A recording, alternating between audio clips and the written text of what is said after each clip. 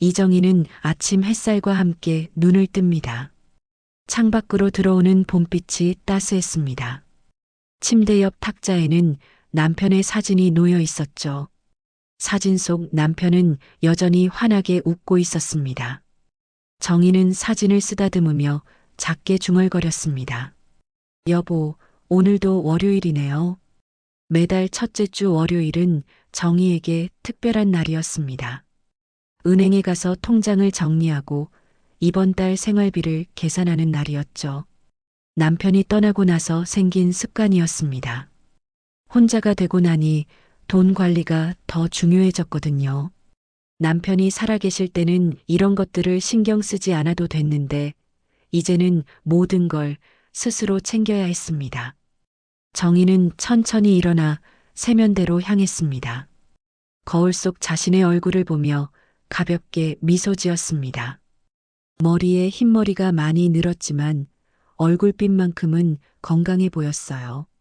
교직 생활을 하며 늘 단정하게 지내던 습관이 남아 지금도 외출할 때면 깔끔하게 옷차림을 갖췄습니다.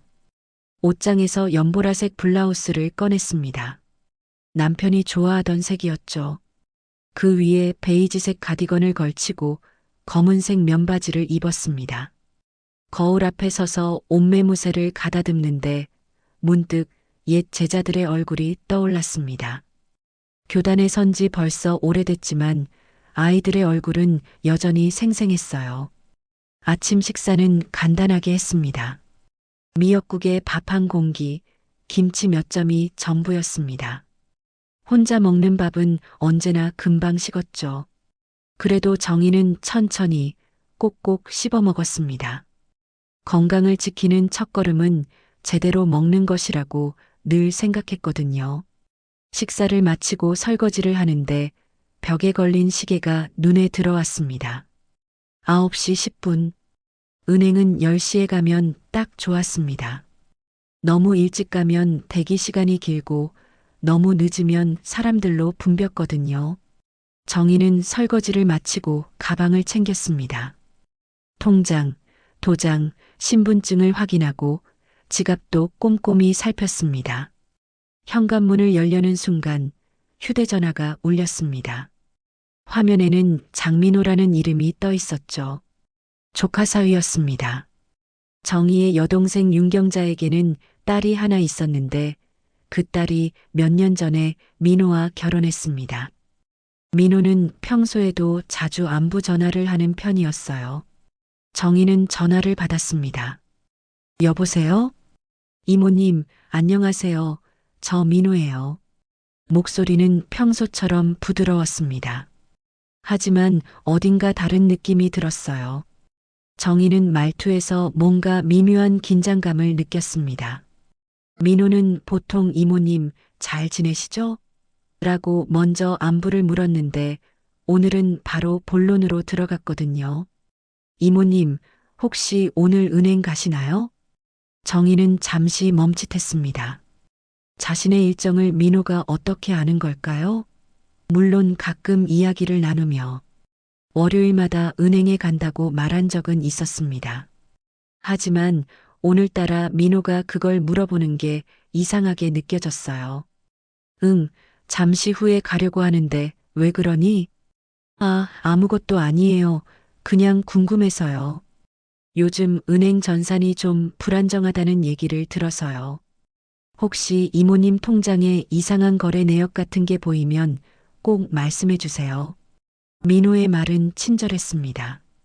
하지만 정희는 왠지 모를 불편함을 느꼈어요. 전산이 불안정하다니 그런 이야기는 뉴스에서도 들어본 적이 없었거든요. 그래도 정희는 조카 사위의 말을 의심하고 싶지 않았습니다. 그래, 알았어. 고맙구나. 뭔가 이상하면 연락할게. 네, 이모님 조심히 다녀오세요. 전화가 끊겼습니다. 정희는 잠시 휴대전화를 내려다보았습니다. 화면 속 민호의 이름이 희미하게 빛나고 있었죠. 뭔가 찜찜한 기분이 들었지만 정희는 고개를 저으며 생각을 털어냈습니다. 아마 조카 사위가 자신을 걱정해서 그런 거겠죠. 정희는 현관문을 나섰습니다. 계단을 천천히 내려가며 손잡이를 꼭 잡았습니다. 요즘 들어 다리에 힘이 조금씩 빠지는 느낌이 들었거든요. 아파트 입구를 나서자 시원한 바람이 불어왔습니다. 봄바람이 뺨을 스치고 지나갔죠. 버스 정류장까지는 걸어서 5분 정도 걸렸습니다. 정희는 천천히 걸으며 주변을 둘러봤습니다. 아파트 화단에는 노란 개나리가 피어 있었고 어린아이들이 놀이터에서 뛰어놀고 있었어요. 평화로운 풍경이었습니다. 정희는 이런 일상이 좋았습니다. 특별한 일이 없어도 그저 이렇게 조용히 하루를 보내는 것만으로도 충분했죠. 버스를 기다리는 동안 정희는 가방 속 통장을 만져봤습니다. 낡은 통장이었습니다. 남편과 함께 만든 통장이었죠. 남편이 세상을 떠난 뒤 모든 재산을 정리해서 이 통장 하나에 넣어뒀습니다. 많은 돈은 아니었지만 정희에게는 소중한 전부였어요. 버스가 도착했습니다. 정희는 교통카드를 찍고 빈자리에 앉았습니다. 창밖 풍경이 천천히 지나갔죠. 가로수 사이로 햇살이 비쳤고 사람들은 각자의 삶을 살아가고 있었습니다. 정희는 창밖을 바라보며 생각에 잠겼습니다. 민호의 전화가 자꾸 머릿속을 맴돌았습니다. 전산이 불안정하다는 말, 이상한 거래 내역을 확인하라는 말. 왜 하필 오늘 자신이 은행에 가는 날에 그런 전화를 한 걸까요? 정희는 고개를 저었습니다. 너무 예민하게 생각하는 것 같았어요. 민호는 착한 아이였습니다. 결혼식 때도 정희에게 정중하게 인사했고 명절 때마다 선물을 챙겨주곤 했죠. 은행 앞 정류장에서 내렸습니다. 정희는 천천히 걸으며 은행 건물을 올려다봤습니다. 익숙한 건물이었죠. 이 은행을 다닌 지 벌써 10년도 넘었습니다. 직원들도 얼굴을 다 알 정도였어요. 은행 문을 열고 들어서자 시원한 냉방 바람이 맞이했습니다. 대기 번호표를 뽑고 의자에 앉았죠. 주변을 둘러보니 사람들이 몇 명 앉아 있었습니다. 정희는 가방에서 통장을 꺼내 들여다봤습니다. 표지가 많이 달았지만 정희에게는 가장 소중한 물건이었습니다. 대기 의자에 앉아있던 정희는 자신의 번호가 호출되기를 기다렸습니다. 주변을 둘러보니 평소보다 사람이 조금 많았어요. 젊은 직장인들도 보였고 나이 든 어르신들도 몇 분 계셨습니다. 모두들 각자의 일로 은행을 찾아온 사람들이었죠. 정희는 가방에서 통장을 꺼내 다시 한번 확인했습니다. 표지에 적힌 자신의 이름을 손가락으로 쓰다듬었어요. 이정희. 이 세 글자가 자신의 전부였습니다. 교사로 살아온 시간, 아내로 살아온 시간, 그리고 지금 홀로 살아가는 시간까지 모든 게 이 통장 속에 담겨 있었죠. 전광판에 번호가 올라갔습니다. 정희의 차례가 다가오고 있었어요. 그때 문득 익숙한 얼굴이 눈에 들어왔습니다. 창구에 앉아있는 여직원이었죠. 최은별. 이 은행에서 오래 근무한 직원이었습니다. 정희는 은별의 얼굴을 보며 희미한 기억을 떠올렸어요. 어디서 본 것 같은데 정확히 기억나지 않았습니다. 드디어 정희의 번호가 불렸습니다. 정희는 천천히 일어나 창구로 걸어갔습니다. 은별은 정희를 보자마자 환한 미소를 지었어요. 하지만 그 미소 뒤에 뭔가 다른 감정이 숨어 있는 것 같았습니다. 어서 오세요, 손님. 은별의 목소리는 부드러웠습니다. 정희는 통장과 신분증을 창구 너머로 건넸죠. 은별은 서류를 받아들고 컴퓨터 화면을 열었습니다. 키보드를 두드리는 소리가 조용히 울렸어요. 그런데 이상한 일이 벌어졌습니다. 은별의 표정이 순간적으로 굳어졌거든요. 화면을 보던 은별의 눈빛이 흔들렸습니다. 뭔가 잘못된 걸 발견한 것 같았어요. 은별은 재빨리 주변을 둘러보더니 다시 화면에 집중했습니다. 정희는 불안한 마음이 들기 시작했습니다. 은별의 반응이 심상치 않았거든요. 혹시 통장에 문제가 생긴 걸까요? 아니면 잔고가 이상하게 변한 걸까요? 정희는 조용히 물었습니다. 무슨 문제라도 있나요? 은별은 고개를 들어 정희를 바라봤습니다. 그 눈빛에는 걱정과 두려움이 섞여 있었어요. 은별은 잠시 망설이더니 작은 메모지를 꺼냈습니다. 펜을 들고 무언가를 빠르게 적기 시작했죠. 손이 조금 떨리는 게 보였습니다.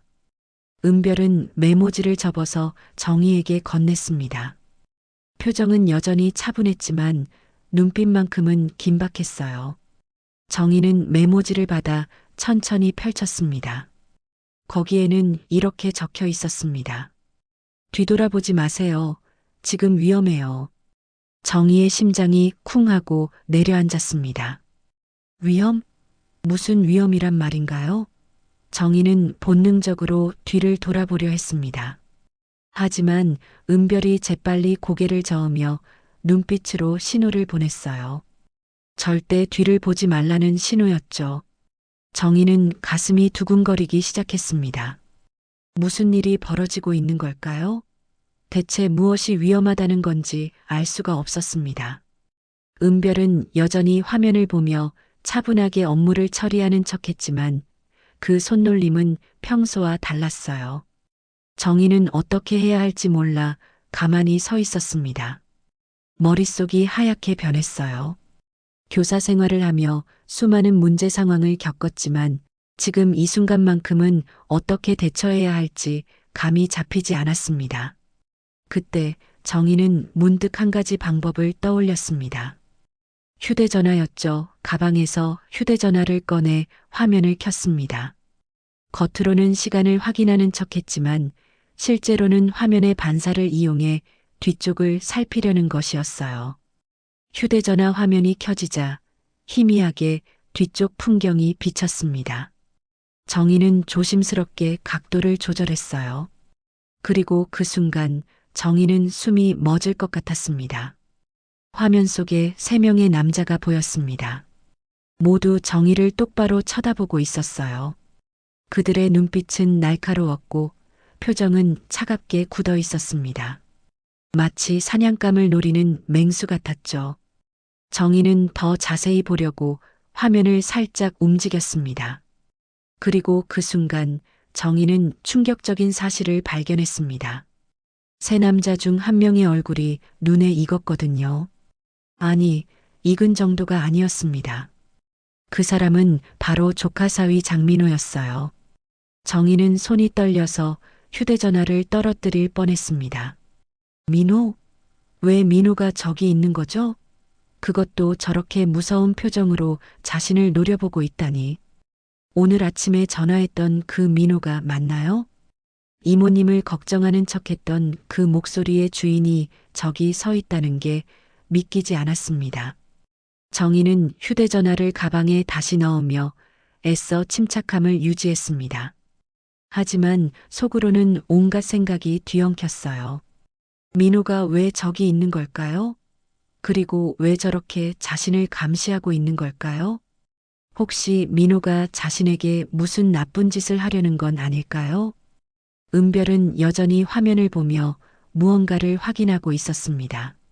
하지만 정희는 은별의 손가락이 미세하게 떨리는 걸 알아챘어요. 은별도 긴장하고 있었습니다. 뭔가 심각한 문제가 있다는 걸 느낄 수 있었죠. 정희는 가슴을 쓸어내리며 깊게 숨을 들이마셨습니다. 진정해야 했어요. 여기서 당황하면 안 됐습니다. 정희는 교사 시절 배운 것을 떠올렸습니다. 위기 상황에서는 침착함을 잃지 말아야 한다는 것. 정희는 마음을 가다듬고 은별을 바라봤습니다. 은별은 입술을 꾹 깨물며 무언가를 결심한 듯 했습니다. 그리고 조용히, 정말 조용히 정희에게 속삭였어요. 선생님, 잠시만 기다려주세요. 제가 확인할 게 있어요. 선생님? 정희는 그 호칭에 깜짝 놀랐습니다. 은별이 자신을 선생님이라고 불렀거든요. 은행 직원이 고객을 선생님이라고 부르는 건 흔한 일이지만 은별의 목소리에는 뭔가 다른 감정이 실려 있었어요. 정희는 은별의 얼굴을 다시 자세히 들여다봤습니다. 그제야 희미한 기억이 떠올랐어요. 이 얼굴 어디서 본 것 같았습니다. 어렸을 때의 모습이 겹쳐 보였죠.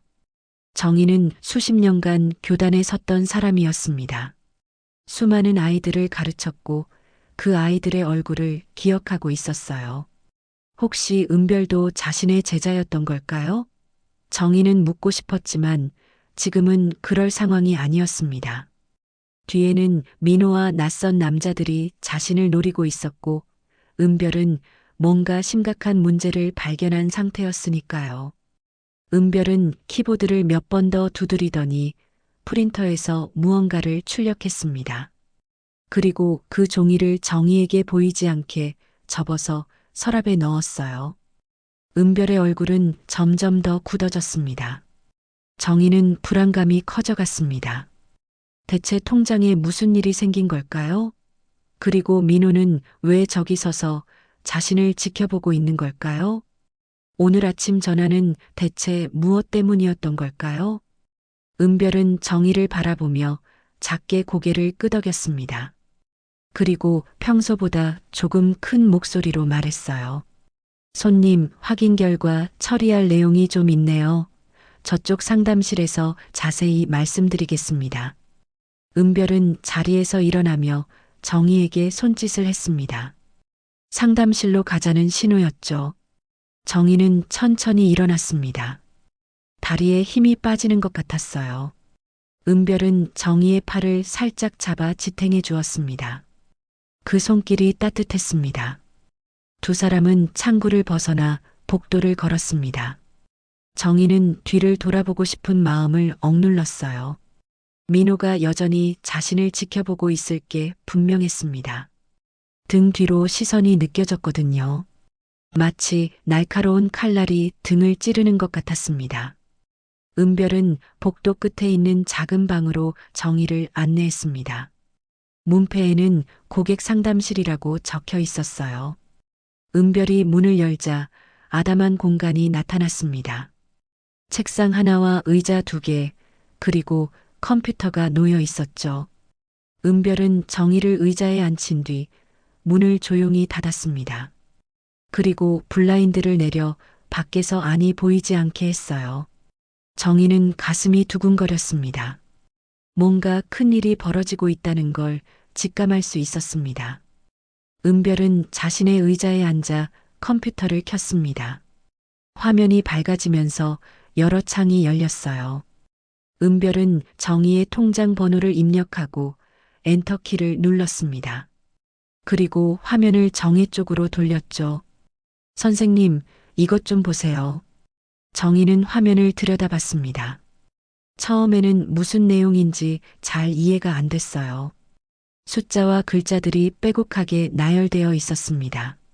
하지만 자세히 보니 충격적인 내용들이 눈에 들어오기 시작했습니다. 첫 번째로 눈에 띈 건 대출 내역이었습니다. 정희 명의로 된 대출이 여러 건 있었어요. 그것도 금액이 만만치 않았습니다. 정희는 눈을 의심했습니다.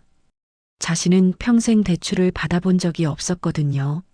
남편이 살아계실 때도 빚 없이 살았고 남편이 떠난 뒤에도 그렇게 살아왔습니다. 이게 대체 무슨... 정희의 목소리가 떨렸습니다. 은별은 화면을 조금 더 아래로 내렸어요. 그러자 더 충격적인 내용이 나타났습니다. 신용카드 발급 내역이었죠. 정희 명의로 여러 개의 신용카드가 만들어져 있었습니다. 그것도 정희가 전혀 모르는 카드 회사들이었어요. 정희는 신용카드를 평소에 거의 쓰지 않았습니다. 한 장만 가지고 있었고 그것도 급할 때만 사용했어요. 그런데 화면 속에는 5개나 되는 카드가 정희 명의로 발급되어 있었습니다. 선생님, 이 카드들 발급하신 적 있으세요? 은별의 질문에 정희는 고개를 저었습니다. 손이 바들바들 떨렸어요. 이건 분명 잘못된 거였습니다. 누군가 실수를 한 게 틀림없었죠. 아니, 난 이런 카드 만든 적 없어. 이건 실수야. 분명 전산 오류일 거야. 정희는 애써 침착하려 했습니다. 하지만 은별의 표정은 더욱 심각해졌어요. 은별은 화면을 다시 아래로 내렸습니다.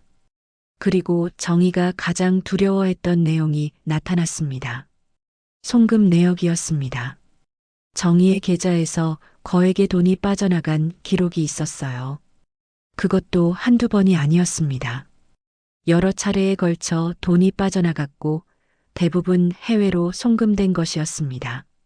정희는 화면을 보며 숨이 막혔습니다. 저 돈은 자신이 평생 모은 전부였어요. 남편과 함께 모은 돈, 교사 생활하며 차곡차곡 모은 돈, 남편이 떠난 뒤 생활비를 아껴가며 지킨 돈. 그 모든 게 사라지고 있었습니다. 이럴 수가. 정희의 입술이 파르르 떨렸습니다. 눈시울이 뜨거워졌어요. 은별은 정희의 손을 꽉 잡았습니다. 그 손길에서 따뜻함이 느껴졌죠. 선생님, 진정하세요. 제가 도와드릴게요. 은별의 목소리는 단호했습니다.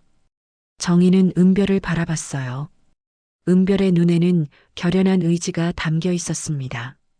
마치 어떤 일이 있어도 정희를 지키겠다는 듯한 눈빛이었죠. 은별은 화면을 다시 위로 올렸습니다. 그리고 하나하나 설명하기 시작했어요.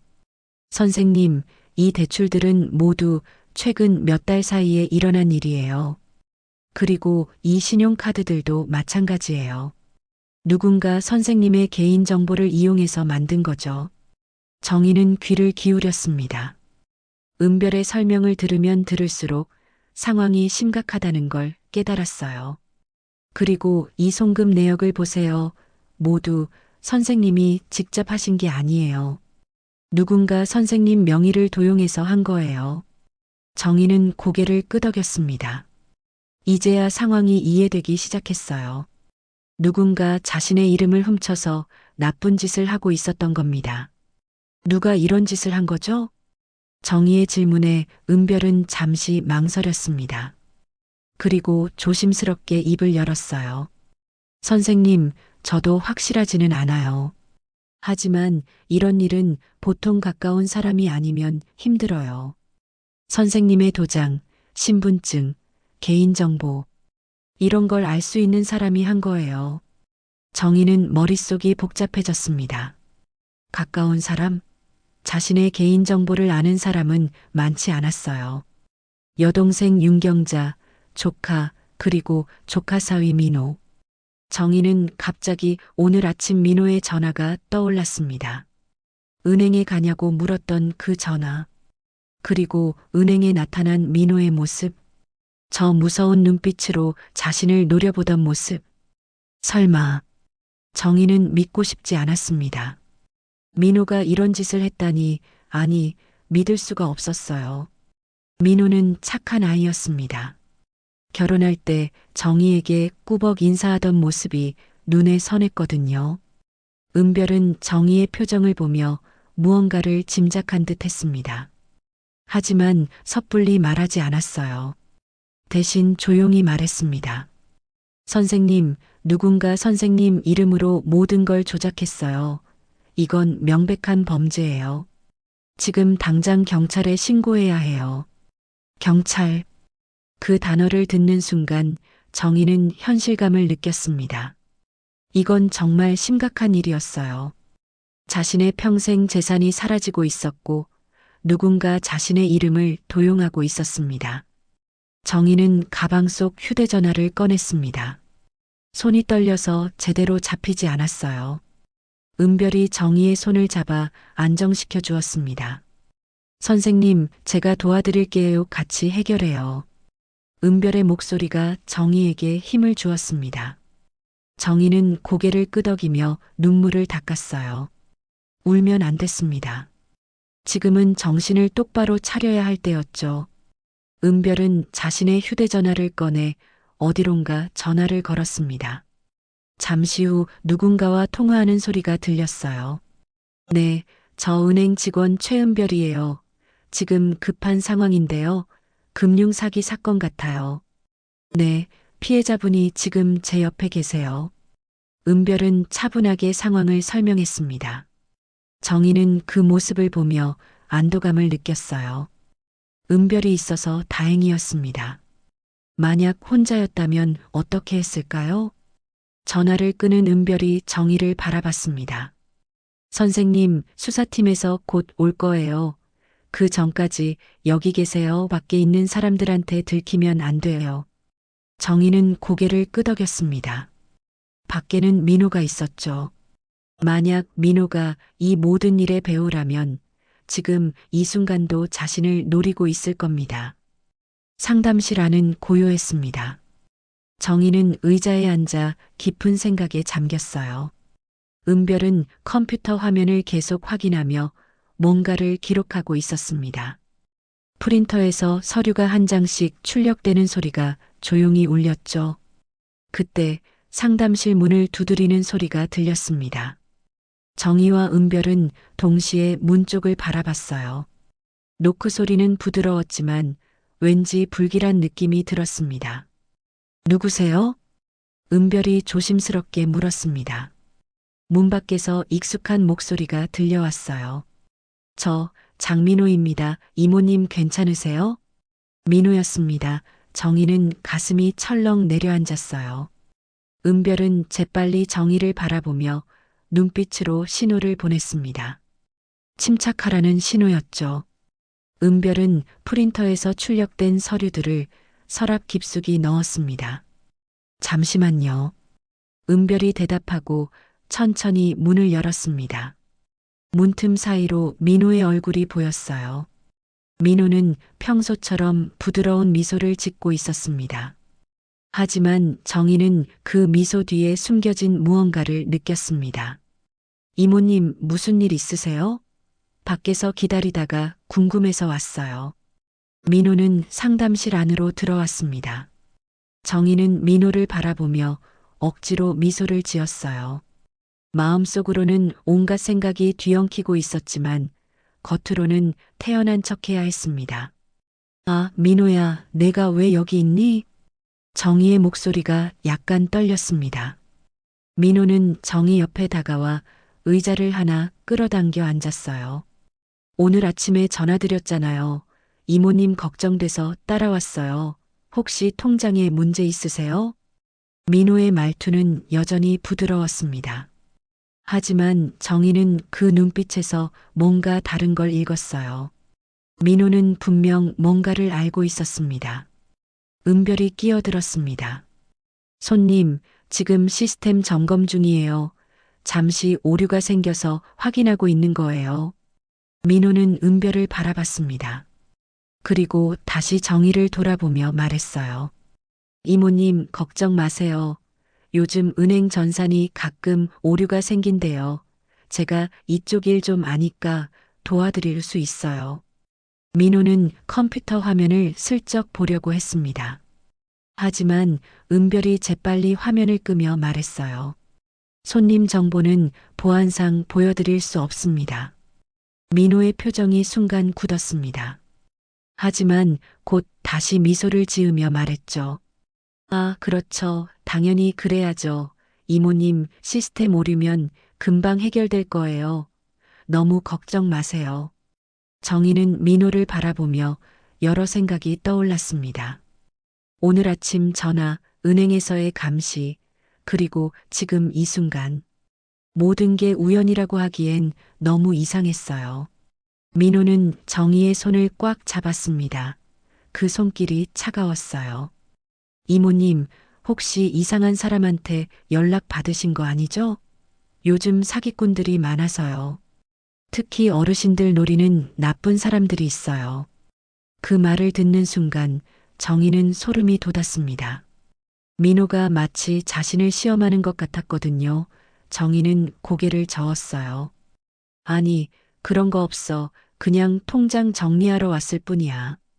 민호는 안도한 듯 미소 지었습니다. 하지만 그 미소는 진심이 아니었어요. 다행이네요. 이모님, 만약에 누가 이상한 얘기하면 꼭 저한테 먼저 연락하세요. 제가 다 처리해 드릴게요. 정희는 고개를 끄덕이며 민호를 바라봤습니다. 민호의 얼굴을 보는데 갑자기 오래전 기억이 떠올랐어요. 남편이 세상을 떠났을 때였습니다. 장례를 치르고 정신없이 지내던 그때 민호가 찾아왔었죠. 보험금 서류를 정리해 주겠다며 여러 문서를 가져갔었습니다. 정희는 그때 너무 슬프고 힘들어서 민호에게 모든 걸 맡겼어요. 민호는 친절하게 모든 걸 처리해 주었습니다. 보험 서류뿐만 아니라 은행 관련 서류도 정리해 주었죠. 정희는 그때 민호가 정말 고마웠습니다. 혼자서는 감당할 수 없었던 일들을 민호가 다 해줬거든요. 그런데 지금 생각해 보니 이상한 점이 많았습니다. 민호는 왜 그렇게 적극적으로 도와주려 했을까요? 그리고 서류들을 가져간 뒤 정희에게 자세한 설명을 해주지 않았어요. 그저 다 처리됐어요 라는 말만 했을 뿐이었죠. 정희는 더 깊이 기억을 떠올렸습니다. 남편의 보험금이 생각보다 적었던 것도 이상했어요. 남편은 여러 개의 보험에 가입되어 있었는데 정작 받은 돈은 예상보다 훨씬 적었습니다. 정희는 그때 보험사에 문제가 있는 줄 알았어요. 하지만 지금 생각해 보니 민호가 중간에서 뭔가를 했을 가능성이 있었습니다. 정희는 등골이 오싹해졌어요. 그뿐만이 아니었습니다. 민호는 남편의 장례 후에도 자주 찾아왔었어요. 그때마다 이런저런 서류에 서명을 부탁했죠. 정희는 민호를 믿었기 때문에 별 생각 없이 서명했습니다. 도장도 민호에게 맡긴 적이 있었어요. 정희는 가슴이 답답해졌습니다. 혹시 그때 민호가 자신의 도장과 서명을 이용해서 나쁜 짓을 한 건 아닐까요? 화면에 떠있던 대출과 신용카드, 송금 내역들이 모두 그때부터 시작된 건 아닐까요? 정희는 민호를 다시 바라봤습니다. 민호는 여전히 부드러운 미소를 짓고 있었어요. 하지만 이제 그 미소가 무섭게 느껴졌습니다. 은별은 민호의 눈치를 살피며 조심스럽게 말했습니다. 손님, 시스템 점검이 좀 걸릴 것 같아요. 밖에서 기다리시는 게 편하실 거예요. 민호는 고개를 저었습니다. 아니에요. 이모님 곁에 있어야죠. 혼자 계시면 불안하실 텐데요. 민호는 움직일 생각이 없었습니다. 은별은 난처한 표정을 지었어요. 정희는 두 사람의 대화를 들으며 마음이 복잡했습니다. 그때 정희는 가방 속에 있던 오래된 수첩이 떠올랐습니다. 남편이 정리해둔 보험 관련 수첩이었죠. 남편은 꼼꼼한 사람이어서 모든 걸 기록해뒀었습니다. 보험 가입 내역, 보험금 예상액, 은행 계좌 정보까지. 정희는 그 수첩을 집에 두고 왔다는 게 후회됐습니다. 만약 그 수첩을 가져왔다면 지금 상황을 더 정확히 파악할 수 있었을 텐데요. 민호는 여전히 정희 옆에 앉아 있었습니다. 그 존재감이 점점 더 무겁게 느껴졌어요. 정희는 숨쉬기가 답답했습니다. 은별은 컴퓨터를 다시 켜며 무언가를 확인했습니다. 그리고 프린터에서 또 한 장의 서류가 출력됐어요. 은별은 그 서류를 보더니 표정이 굳어졌습니다. 민호가 물었습니다. 무슨 문제라도 있나요? 은별은 고개를 저으며 대답했어요. 아니요, 확인 작업 중이에요. 민호는 의자에서 일어나 창밖을 바라봤습니다. 그리고 다시 정희를 돌아보며 말했죠. 이모님, 오늘 점심 같이 드실래요? 근처에 맛있는 식당 있는데. 정희는 대답하기 곤란했습니다. 민호와 함께 식사를 한다는 건 지금 상황에서 위험할 수 있었거든요. 하지만 거절하면 민호가 의심할 것 같았어요. 글쎄, 은행 일이 끝나면 생각해 볼게. 민호는 만족한 듯 고개를 끄덕였습니다. 하지만 그 눈빛은 여전히 정희를 감시하고 있었어요. 정희는 민호를 보며 확신했습니다. 이 모든 일의 배후에는 민호가 있다는 것을, 남편의 보험금부터 시작해서 지금의 대출과 신용카드까지 모든 게 민호의 계획이었다는 것을.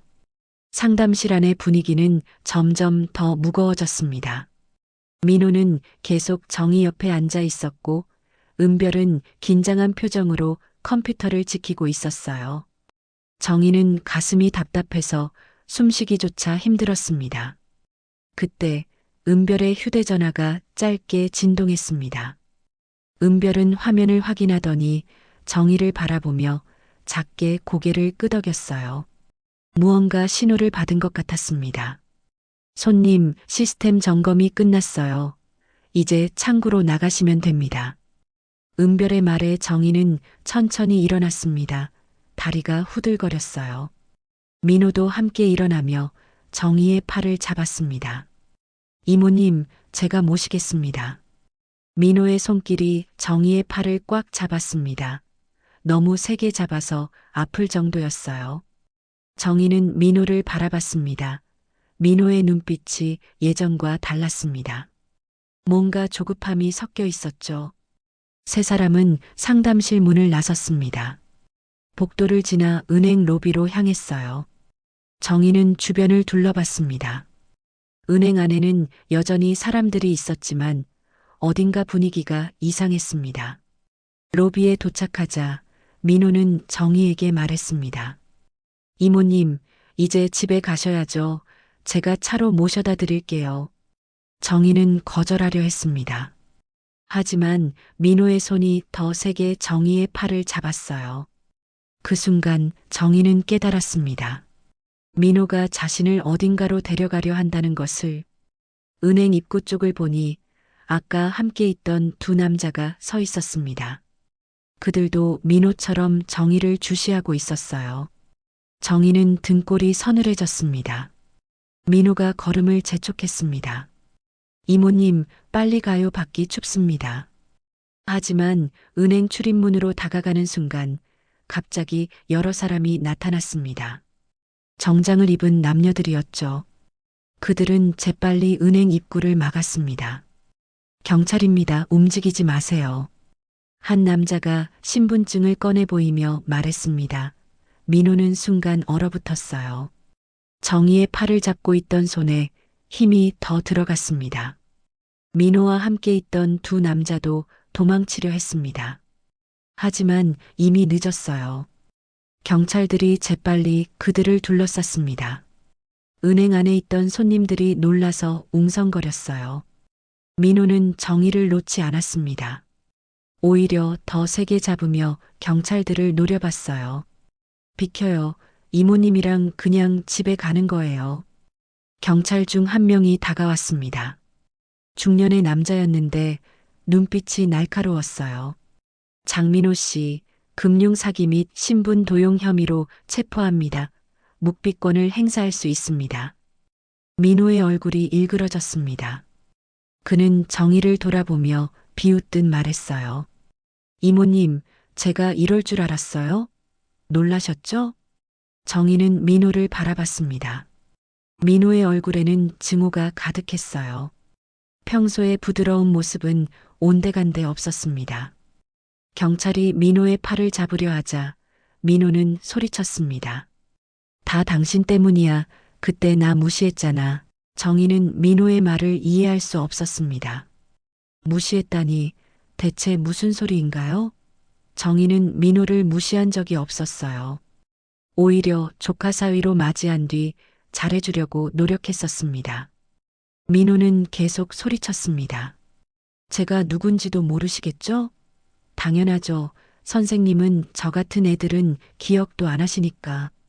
정희는 민호의 얼굴을 자세히 들여다봤습니다. 민호의 말을 듣는 순간 희미한 기억이 떠올랐어요. 선생님이라는 호칭. 혹시 민호도 자신의 제자였던 건가요? 경찰들이 민호를 제압했습니다.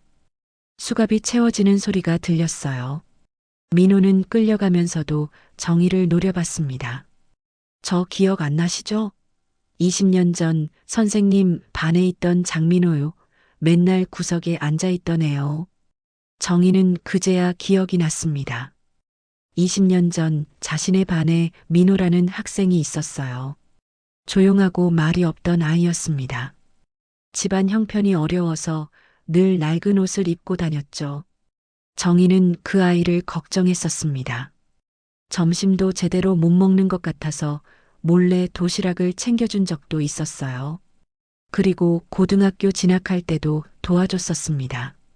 민호, 내가 그 민호였구나. 정희의 목소리가 떨렸습니다. 민호는 비웃으며 말했어요. 그래요, 선생님이 도와주신 그 불쌍한 민호요. 근데 아세요? 선생님이 저한테 해준 게 뭐였는지? 민호의 목소리에는 원망이 가득했습니다. 불쌍하다고 동정했죠. 다른 애들 앞에서 저 때문에 걱정된다고 하셨죠. 애들이 저를 뭐라고 불렀는지 아세요? 거지라고 불렀어요. 정희는 충격을 받았습니다. 자신은 그저 민호를 도와주고 싶었을 뿐이었어요. 민호가 힘들어하는 게 안타까워서 손을 내밀었던 거였습니다. 경찰 중 한 명이 끼어들었습니다. 장민호 씨, 진술은 경찰서에서 하시죠. 하지만 민호는 계속 말했습니다. 대학도 선생님 도움으로 갔죠. 장학금 추천서 써주셔서요. 근데 그게 저한테는 굴욕이었어요. 내 실력으로 간 게 아니라 불쌍해서 간 거잖아요. 정희는 민호의 말을 들으며 가슴이 아팠습니다. 자신의 선의가 민호에게는 상처였다는 게 믿기지 않았어요. 경찰들이 민호를 끌고 가려 했습니다. 민호는 마지막으로 정희를 돌아보며 말했어요. 선생님은 저를 도와준 거라고 생각하시겠죠. 하지만 전 평생 선생님 덕분에 살았다는 소리를 들어야 했어요. 그게 얼마나 괴로운지 아세요? 민호가 끌려나갔습니다.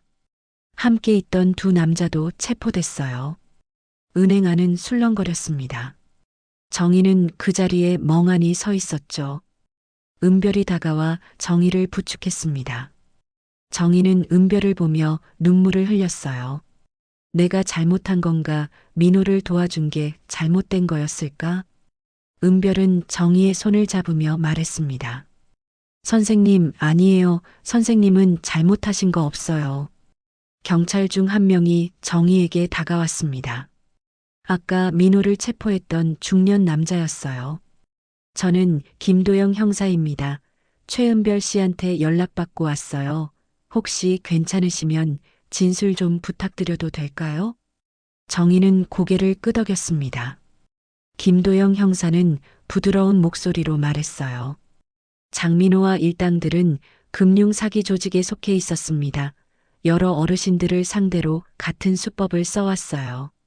정희는 형사의 말을 들으며 정신을 차렸습니다. 민호는 혼자 한 게 아니었어요. 조직적으로 범죄를 저지른 거였습니다. 형사는 계속 설명했습니다. 조사해 보니 장민호는 선생님의 옛 제자였더군요. 그 점을 이용해서 접근한 거예요. 선생님 여동생 딸과 결혼한 것도 계획된 거였습니다. 정희는 충격을 받았습니다. 민호의 결혼까지도 계획이었다니.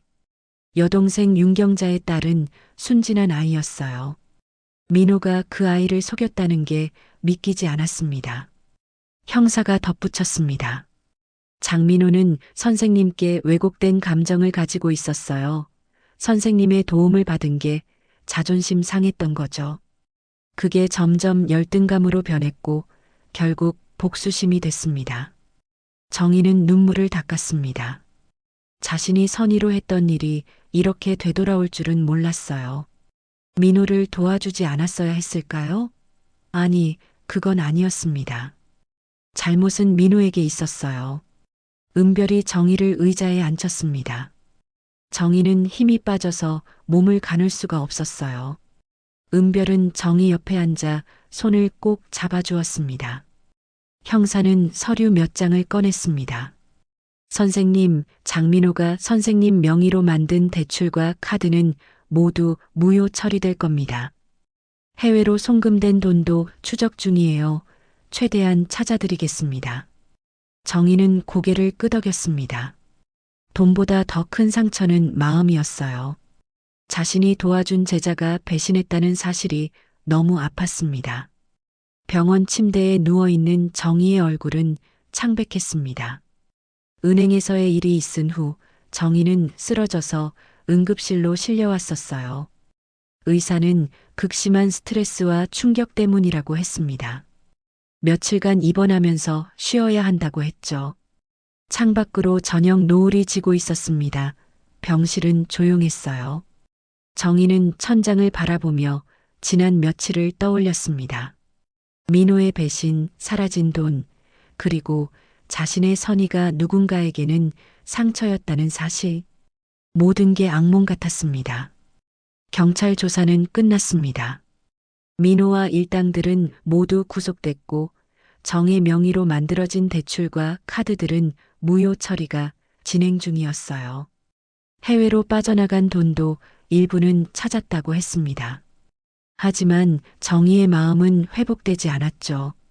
정희는 자신을 자책했습니다. 민호를 제대로 이해하지 못했던 것 같았어요. 아니, 어쩌면 자신의 도움이 민호에게는 독이었을지도 모른다는 생각이 들었습니다.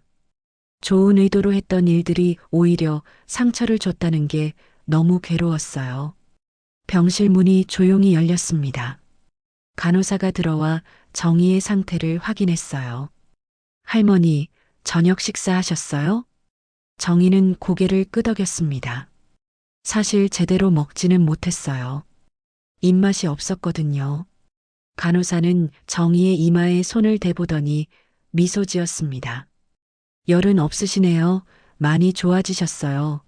내일쯤 퇴원하실 수 있을 거예요. 간호사가 나가고 다시 병실은 조용해졌습니다. 정희는 창밖을 바라봤어요. 하늘이 점점 어두워지고 있었습니다. 별이 하나둘 떠오르기 시작했죠. 문득 남편 생각이 났습니다. 남편이 살아 있었다면 이런 일을 어떻게 해결했을까요? 남편은 늘 정의보다 현명했습니다. 사람을 보는 눈도 있었고 어려운 상황에서도 침착했었어요. 정희는 남편이 그리웠습니다. 시계를 보니 밤 9시가 넘었습니다. 면회 시간도 거의 끝나가는 시각이었어요. 정희는 눈을 감으며 잠을 청하려 했습니다. 그때 병실 문을 두드리는 소리가 들렸습니다. 정희는 눈을 떴어요. 누가 이 시간에 찾아온 걸까요? 들어오세요. 문이 열리고 은별이 들어왔습니다. 은별은 손에 과일 바구니를 들고 있었어요. 정희는 은별을 보자 반가운 마음이 들었습니다. 은별이 아니었다면 큰일 날 뻔했었죠. 선생님, 괜찮으세요? 은별은 정희 옆 의자에 앉으며 물었습니다. 정희는 고개를 끄덕이며 미소 지었어요. 응, 많이 나아졌어. 내 덕분이야. 내가 아니었으면 어떻게 됐을지 몰라. 은별은 과일 바구니를 탁자에 놓으며 말했습니다. 아니에요. 제가 당연히 해야 할 일이었어요. 정희는 은별을 자세히 바라봤습니다. 은별의 얼굴에서 옛날 모습을 찾아보려 했어요. 은별은 정희를 선생님이라고 불렀습니다. 그리고 자신의 제자였던 것 같았죠. 하지만 정희는 정확히 기억나지 않았습니다. 은별은 정희의 손을 잡았습니다. 그 손길이 따뜻했어요. 선생님, 제 얘기 좀 해도 될까요? 정희는 고개를 끄덕였습니다. 은별은 잠시 생각하더니 천천히 말하기 시작했어요. 저 초등학교 때 선생님 덕분에 여기까지 왔어요. 정희는 은별의 말을 들으며 귀를 기울였습니다. 은별의 목소리에는 감사함이 묻어났어요. 저희 집도 어려웠어요. 아버지는 일찍 돌아가셨고 어머니 혼자 저를 키우셨죠. 학교 다니는 것도 힘들었어요. 은별의 눈시울이 붉어졌습니다. 정희는 은별의 손을 꽉 잡아주었어요. 그때 선생님께서 저를 도와주셨어요. 학용품도 사주시고 급식비도 대신 내주셨죠. 그리고 늘 말씀하셨어요. 은별이는 똑똑하니까 공부 열심히 하면 꼭 좋은 사람 될 거라고. 정희는 천천히 기억을 더듬었습니다. 은별이라는 이름이 익숙했어요. 어디선가 들어본 것 같았습니다. 은별이 계속 말했습니다. 선생님은 저를 불쌍하게 보지 않으셨어요. 대신 제 가능성을 봐주셨죠. 다른 아이들한테도 저를 똑같이 대해달라고 하셨고요. 정희는 기억이 조금씩 떠올랐습니다. 20년도 더 된 일이었어요. 자신의 반에 은별이라는 아이가 있었습니다. 집안 형편이 어려웠지만 눈빛만큼은 반짝이던 아이였죠. 은별은 눈물을 닦으며 말했습니다. 선생님 덕분에 저는 공부를 계속할 수 있었어요. 장학금도 받고 대학도 갔어요. 그리고 지금 이렇게 은행 직원이 됐죠.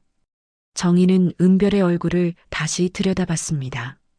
어린 시절의 얼굴과 지금의 얼굴이 겹쳐 보였어요. 그제야 정희는 확실히 알아봤습니다. 그럼 내가 그 은별이구나. 정희의 목소리가 떨렸습니다. 눈시울이 뜨거워졌어요. 은별은 고개를 끄덕이며 웃었습니다. 네, 맞아요. 최은별이에요. 선생님 기억하세요? 정희는 눈물을 흘렸습니다. 은별의 얼굴이 선명하게 떠올랐어요. 작고 말랐던 아이가 이렇게 훌륭하게 자라 있었습니다. 정희는 은별의 손을 꽉 잡았어요. 물론 기억하지 어쩜 이렇게 멋지게 컸니? 은별도 눈물을 흘렸습니다. 두 사람은 한참 동안 손을 잡고 있었어요. 은별이 말했습니다. 선생님, 장민호 씨 때문에 너무 자책하지 마세요. 선생님은 잘못하신 거 없어요. 정희는 고개를 저었습니다. 아니야, 내가 민호의 마음을 제대로 이해하지 못했어. 민호에게는 내 도움이 상처였나 봐. 은별은 정희의 손을 더 세게 잡았습니다. 선생님, 그건 장민호 씨의 문제예요. 선생님의 잘못이 아니에요. 저도 선생님께 똑같은 도움을 받았어요. 하지만 저는 그게 감사했어요. 부끄럽지 않았어요. 정희는 은별을 바라봤습니다. 은별의 눈빛은 진실했어요. 사람마다 받아들이는 방식이 달라요. 장민호 씨는 선생님의 선의를 잘못 받아들인 거예요. 그건 선생님 책임이 아니에요. 정희는 은별의 말을 곱씹었습니다. 그 말이 맞는 것 같았어요. 자신은 최선을 다했습니다. 민호든 은별이든 모두를 진심으로 도와주려 했었죠. 결과가 달랐다고 해서 자신의 선의까지 부정할 필요는 없었습니다. 은별이 덧붙였습니다. 선생님 덕분에 저 같은 사람도 있어요. 선생님께서 도와주신 아이들 중에는 저처럼 감사하게 생각하는 사람이 훨씬 많을 거예요. 정희는 가슴이 따뜻해졌습니다. 은별의 말이 큰 위로가 됐어요. 자신이 했던 일들이 헛되지 않았다는 걸 깨달았습니다. 고맙구나, 은별아, 내가 이렇게 찾아와줘서. 은별은 미소 지으며 과일 바구니를 열었습니다. 선생님, 사과 드실래요? 제가 깎아드릴게요. 정희는 고개를 끄덕였습니다. 은별은 과일 칼을 꺼내 사과를 깎기 시작했어요. 정희는 은별의 모습을 보며 마음이 편안해졌습니다. 은별이 깎은 사과를 정희에게 건넸습니다. 정희는 한 입 베어 물었어요. 달콤한 맛이 입안에 퍼졌습니다. 오랜만에 제대로 먹는 것 같았어요. 맛있으세요? 은별의 물음에 정희는 고개를 끄덕였습니다. 은별은 환하게 웃었어요. 그 미소가 정희의 마음을 녹였습니다. 두 사람은 한참 동안 이야기를 나눴습니다. 은별은 자신의 삶에 대해 얘기했어요. 어렵게 공부했던 이야기, 은행에 취직한 이야기, 그리고 지금까지 살아온 이야기. 정희는 은별의 이야기를 들으며 뿌듯했습니다. 은별도 정희에게 물었습니다. 남편 이야기, 교직 생활 이야기, 그리고 지금의 삶에 대해. 정희는 천천히 자신의 이야기를 들려줬어요. 밤은 깊어갔지만 두 사람의 대화는 끝나지 않았습니다. 마치 오랜만에 만난 가족처럼 편안했어요. 정희는 은별과 이야기하면서 조금씩 마음이 회복되는 걸 느꼈습니다. 은별이 돌아가고 병실은 다시 조용해졌습니다. 정희는 은별과의 대화 덕분에 마음이 한결 가벼워졌어요.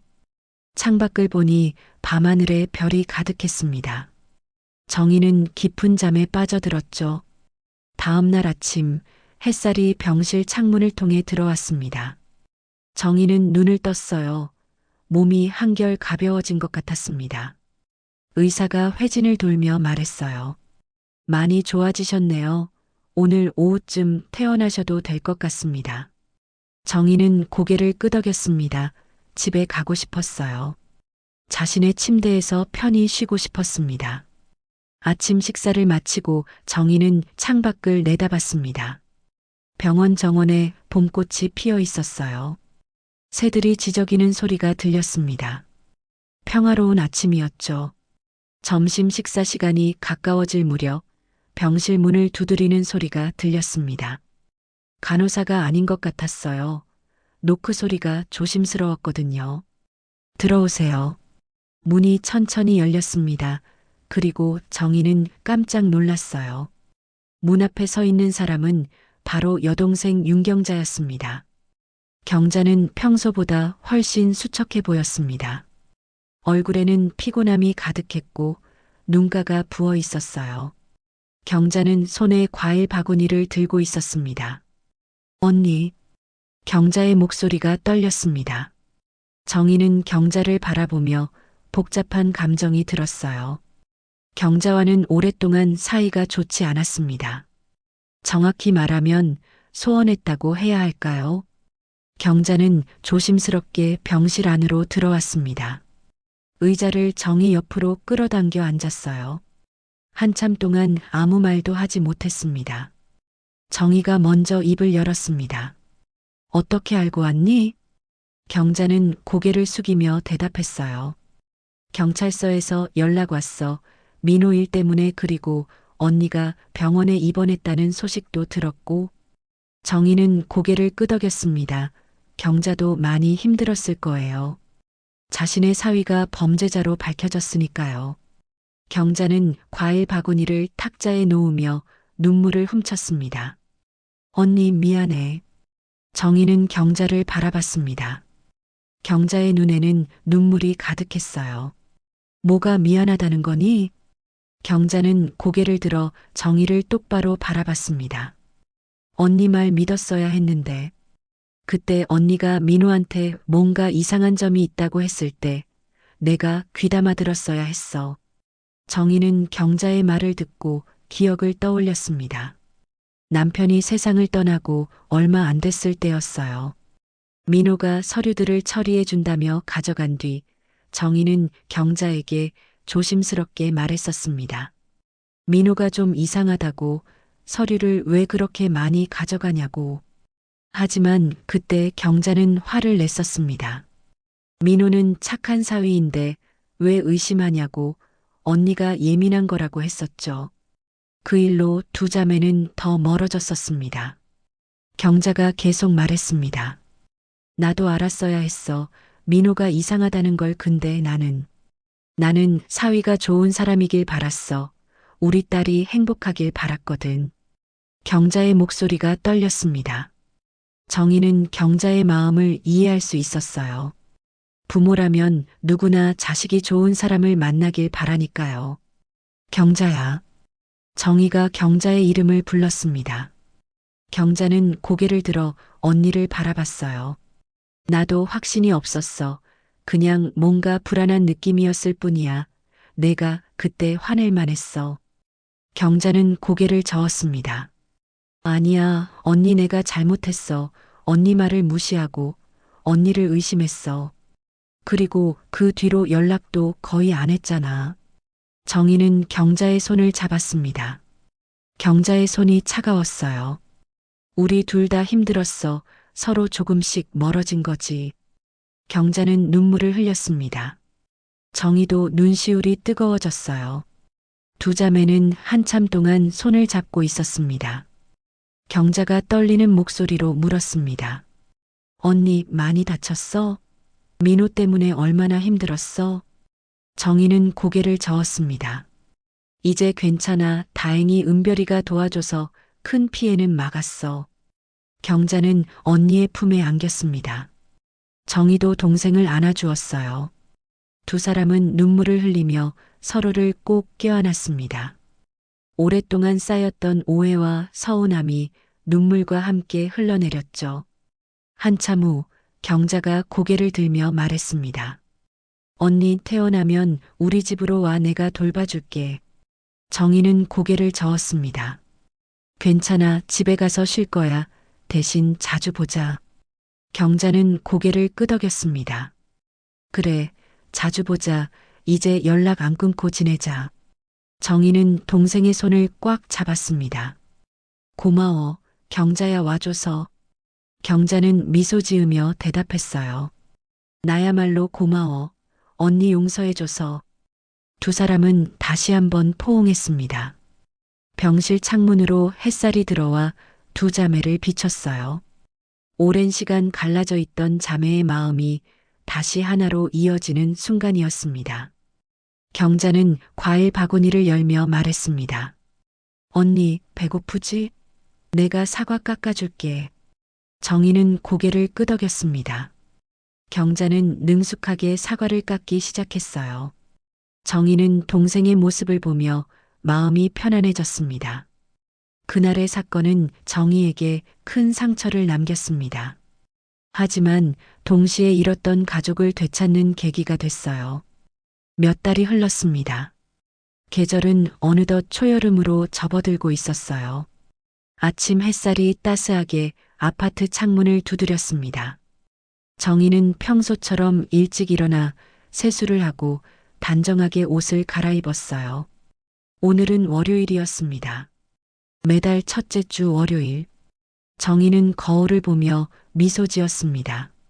예전에는 이날이 그저 은행에 가는 날이었죠. 하지만 이제는 달랐습니다. 가방을 챙기며 정희는 창밖을 내다봤습니다. 하늘이 맑았어요. 좋은 날씨였습니다. 정희는 현관문을 나서며 가볍게 계단을 내려갔습니다. 예전보다 발걸음이 훨씬 가벼웠어요. 버스를 타고 은행 앞에 도착했습니다.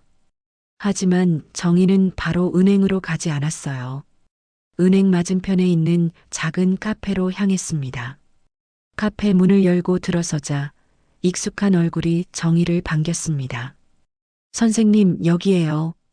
은별이 창가 자리에 앉아 손을 흔들고 있었습니다. 정희는 환하게 웃으며 은별에게 다가갔어요. 테이블 위에는 이미 커피 두 잔이 놓여 있었습니다. 벌써 와 있었구나. 정희가 자리에 앉자 은별이 미소 지으며 말했습니다. 선생님 오실 시간 알잖아요. 커피 주문해뒀어요. 정희는 따뜻한 커피를 한 모금 마셨습니다. 달콤하고 부드러운 맛이 입안에 퍼졌어요. 은별이 정희를 바라보며 물었습니다. 선생님, 이제 월요일은 두려운 날이 아니죠? 정희는 은별을 바라보며 고개를 끄덕였습니다. 이제는 기다려지는 날이 되었지. 두 사람은 서로를 바라보며 미소 지었습니다. 창밖으로 사람들이 바쁘게 오가는 모습이 보였어요. 각자의 삶을 살아가는 사람들. 정희도 이제 자신의 삶을 다시 찾았습니다. 은별이 가방에서 작은 봉투를 꺼냈습니다. 선생님, 이거 드릴 게 있어요. 정희는 봉투를 받아 열어봤습니다.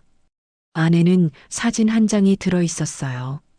어린 은별과 정희가 함께 찍은 사진이었습니다. 오래된 사진이라 색이 바랬지만 두 사람의 미소만큼은 선명했어요. 이 사진 어디서 찾았니? 은별이 대답했습니다. 어머니가 간직하고 계셨어요. 제가 선생님 찾았다고 하니까 주시더라고요. 정희는 사진을 보며 눈시울이 뜨거워졌습니다. 젊은 시절의 자신과 작은 은별이 환하게 웃고 있었어요. 두 사람은 한참 동안 이야기를 나눴습니다. 일상의 소소한 이야기들, 앞으로의 계획들, 웃음소리가 카페 안에 울려 퍼졌습니다. 정희는 창밖을 바라봤습니다. 은행 건물이 보였어요. 예전에는 저 건물이 무섭게 느껴졌었습니다. 하지만 이제는 아니었죠. 정희는 다시 은별을 바라보며 말했습니다. 은별아, 고맙구나. 내가 있어서. 은별은 정희의 손을 잡았습니다. 저야말로 선생님이 계셔서 고마워요. 두 사람의 대화는 카페 안에 잔잔한 음악 속에 묻혀 들어갔습니다. 창밖으로 봄빛이 쏟아졌고 새로운 하루가 시작되고 있었습니다. 정희의 월요일은 이제 더 이상 두려운 날이 아니었습니다. 소중한 사람과 함께하는 기다려지는 날이 되었죠.